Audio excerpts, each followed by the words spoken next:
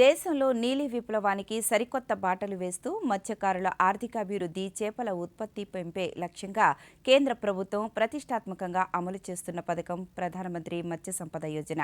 ఈ పథకం అమలులో శ్రీకాకుళం జిల్లా రికార్డు స్థాయి ప్రగతితో రాష్ట్రంలోని అగ్రస్థానంలో నిలుస్తోంది.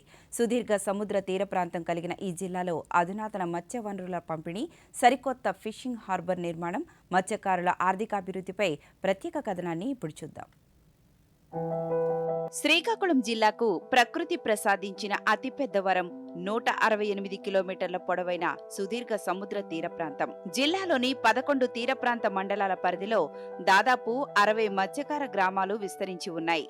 ఇక్కడ ఫిష్ ల్యాండింగ్ సెంటర్ల సంఖ్య ఎక్కువగా ఉండడంతో పాటు చేపల ఉత్పత్తి కూడా రాష్ట్రంలోనే అత్యధికంగా నమోదవుతోంది. చేపలు, రొయ్యల సంతానోత్పత్తి కాలాన్ని పరిరక్షించేందుకు ప్రతి ఏటా ఏప్రిల్ 15 నుంచి జూన్ 14 వరకు సముద్రంలో మోటరైజ్డ్ పడవల వేటపై నిషేధాన్ని అమలు చేస్తున్నారు. ఈ నిషేధ కాలంలో ఉపాధి కోల్పోయే మత్స్యకారుల సంక్షేమం కోసం జిల్లాలో 16,000 మందికి పైగా అర్హులను గుర్తించారు.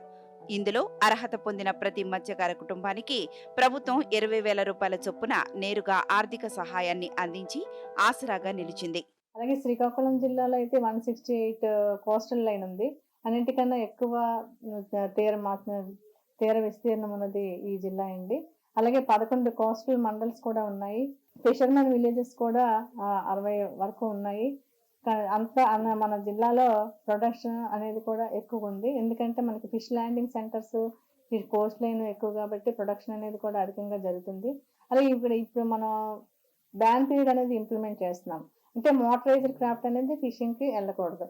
అది ఏప్రిల్ 14వ తారీఖు నుంచి జూన్ 14వ తారీఖు వరకు మనం బ్యాన్ పీరియడ్ అనేది అమలు చేస్తాము.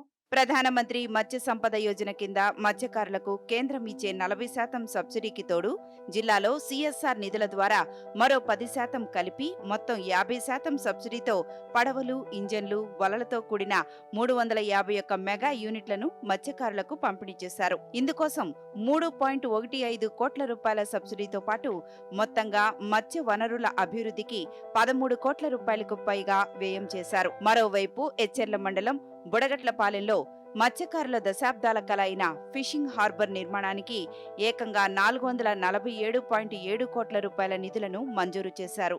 కొత్తగా ప్రధానమంత్రి మత్స్య సంపద యోజన పథకాన్ని కొత్తగా ప్రవేశపెట్టడం, కేంద్ర ప్రభుత్వం నుంచి గజెట్ నోటిఫై కాబడిన 60 ల్యాండింగ్ సెంటర్లలో మత్స్యకారులు రోజు వేటలకి సముద్రంలో వేట సాగిస్తూ ఉన్నారు. అలాగే సుమారుగా 4,000 పైబడి ఎకరాల్లో రైలు చెరువులు చేయడం జరుగుతోంది.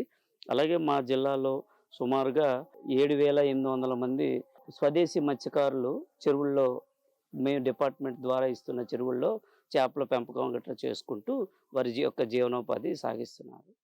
అలాగే నెట్ అయితే 70,000, ఇంజిన్ అయితే 85,000 ఇలా కట్టడం వల్ల ఫిషర్మెన్ అనే కమ్యూనిటీ వాళ్ళకి చాలా యూజ్ఫుల్ అవుతుంది. మత్స్యకార చాలా కుటుంబాలకు చాలా బాగా ఉపయోగపడుతుంది సార్. 40% సబ్సిడీ వస్తుంది నెట్, ఇంజిన్, బోట్స్ మీద. ప్రధానమంత్రి మత్స్య సంపద యోజన తెచ్చిన విప్లవాత్మక మార్పులతో శ్రీకాకుళం జిల్లాలోని గంగపుత్రుల జీవన స్థితిగతులు స్పష్టంగా మారుతున్నాయి. హార్బర్ కళ సాకారమైతే ఈ జిల్లా దేశంలోనే మత్స్య ఎగుమతులకు ప్రధాన కేంద్రంగా మారడంలో ఎలాంటి సందేహం లేదు.